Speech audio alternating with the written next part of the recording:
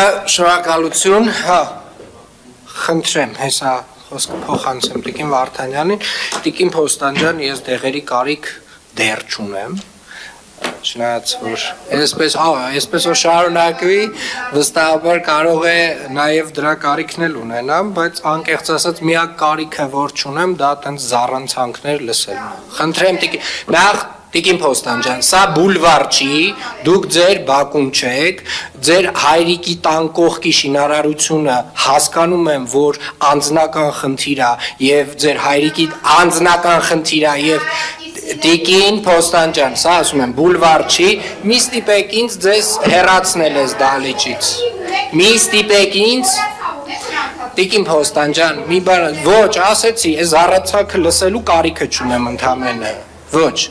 դեռևս ոչ, ամենայն դեպս։ Խնդրեմ Տիկին Վարդանյան,